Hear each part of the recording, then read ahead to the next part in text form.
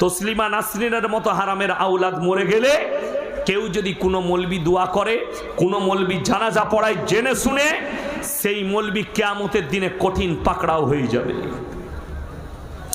কেউ যদি নাস্তিক হয় আর যদি প্রকাশ পেয়ে যায়, যদি বলেন হুজুর কি করব, তাকে কবরস্থানেও পুঁতা যাবে না। কবরস্থান পবিত্র জায়গা। কবরস্থান কি জায়গা?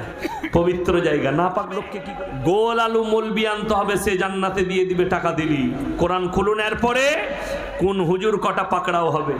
আমার আল্লাহ রাব্বুল আলামিন কোরআনে বললেন, ইন্নাল্লাযীনা ইয়াকতুবুনা মা আনজালাল্লাহু মিনাল কিতাব ওয়া ইয়াশতারুনা বিহি সামানান কলিলা উলাইকা মা ইয়াকুলুনা ফি বুতুনিহিম ইল্লান নার ওয়া লা ইউকাল্লিমুহুমুল্লাহু ইয়াওমাল কিয়ামাতি ওয়া লা ইউযাক্কিহিম ওয়া লাহুম আযাবুন আলীম।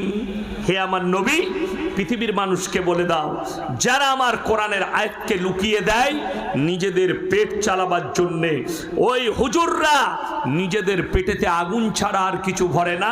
আমি আল্লাহ রাব্বুল আলামিন কিয়ামতের দিনে এদিকে কঠিন আযাবে মুবতালা করে দেব। তারা পাকড়াও হবে। আপনি মনে করছেন ইয়াসিন ভাইকে দাওয়াত দিয়েছি। আচ্ছা, আপনি ভেবে দেখুন, আপনার ছেলে মাতাল, আপনার ছেলে গাঁজাখোর, আপনার ছেলে মদের ভাটিতে মারা গেছে, আপনার ছেলে বেঈমান হয়ে মারা গেছে, প্রকাশ পেয়েছে, আপনার ছেলে নাস্তিক। আরে আমাদের সমাজে তো ইমামকে নাস্তিকেরও জানাজা পড়াতে হয়, নাস্তিকেরও জানাজা পড়াতে হয়, হয় না? হয় না?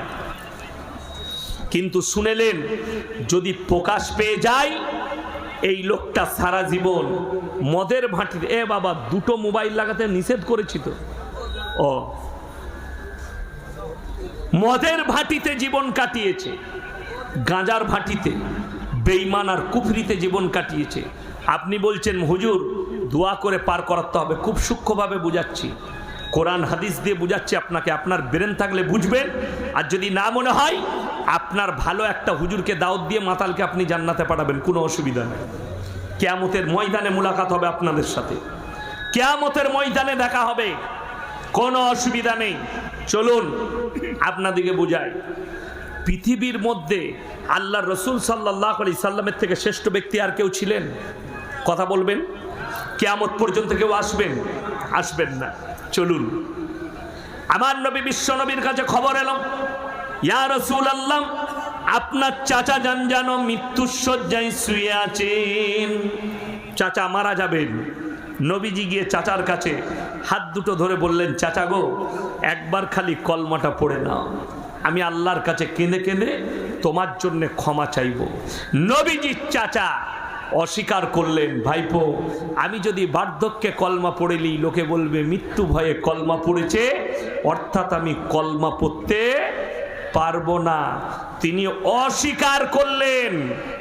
অস্বীকার করার পরে খুব দুঃখের সঙ্গে বলছি, নবীজি সাল্লাল্লাহু আলাইহি সাল্লামের চাচা দুনিয়া থেকে চলে গেলেন। আল্লাহ আয়াত পাঠালেন নবীজির কাছে, ইন্নাকা লা তাহদি মান আহবাবতা ওয়ালাকিন্নাল্লাহা ইয়াহদি মান ইয়াশা। সকলে বলুন, হিদায়াতের মালিক কে? আরো জোরে বলুন, কে? একমাত্র আল্লাহ রাব্বুল আলামিন। আল্লাহ বললেন, হে আমার বিশ্ব নবী, হিদায়াতের দপ্তরটা আমার আল্লাহর হাতে, তুমি যাকে ইচ্ছা করো তাকে হিদায়াত দিতে পারো না, আমার ইচ্ছা নেই। তোমার চাচা কলমা পড়তে পারবে না, রসুলের চোখ দিয়ে পানি। চাচা যান চলে গেলেন দুনিয়া থেকে। আল্লাহর হাবিব আল্লাহর কাছে হাত তুলে বসলেন আর কি বললেন, ওগো আল্লাহ, তুমি আমাকে যতদিন না নিষেধ করছো, আমি আমার চাচার জন্য কেনে কেনে তোমার কাছে ক্ষমা চাইব। নবীজি কাঁদতে লাগলেন আল্লাহর কাছে। আল্লাহ আবার আয়াত পাঠালেন। এই যে আয়াতটা পাঠালেন, শুধু একা আল্লাহর নবীকে নসিহত করেননি, মুমিনকেও নসিহত করলেন।